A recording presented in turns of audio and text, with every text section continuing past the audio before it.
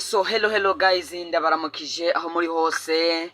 Igihembo TV na Mr Uji mu Rwanda aho muri mwubahwe mwese respect. Ndakunda u Rwanda, ndumuririmbyi w'umunyarwanda, nsanze nitwa ndumuririmbyi w'umurundi, so sanze nitwa Kacha Boy.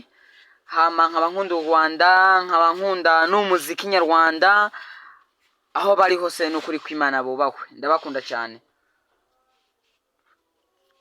So hama rero nagira ndamenyeshe yuko ofisi indirimbo zishika zibiri ngira nzosohore, binakunze mbere noja mu Rwanda. Nongera nshimira Mr Uji ahari hose yubahwe.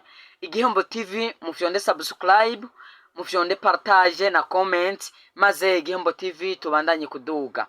Ya hari indirimbo nayiko ndumviriza Mr Uji yiswe Ndagukumbuye, ni indirimbo nziza cyane narayikunze sana. Ya je ndi umuhungu wa mbere akunda ingidi mu Burundi maze ndakunda ingidi maze. Hari indirimbo niswe iyo ngidi yawe ndayibonye numviriza iyo ngidi yawe inoti ndi nazo akila show me. Iyo ngidi yawe ndayibonye iranetesha, amazi ifise nayo irarembesha, ingene rya pasteke urayiranyica, inoti ndi nazo ngo manzani sene sha. Okay, so mani kuri YouTube vraiment ku Gihembo TV mukore sabone subscribe, maze tubandanye tubaye ibintu bishasha ngahi wacu mu Burundi. Ya u Rwanda turabakunda cyane, namwe muradukunda cyane. Nongera shimira Mr Uji, ndagukunda nukuri, ndagukunda nukuri, ndagukumbuye. Ya ndabakunda cyane.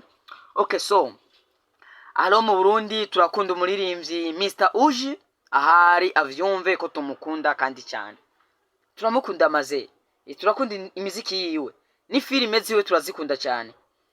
Okay, hari udukobwa two hikanombe naragiyeyo walahi turanja, maze kugera iwacu ibujumbura utulika menge twose turanja. Aho nagiye hose nahasanga abademu, indaya nyinshi zandiye amafaranga menshi, ni nayo mpamvu nanje sigaye ngo numye. Ni Kacha Boy ubu ngiye kunanirwayo.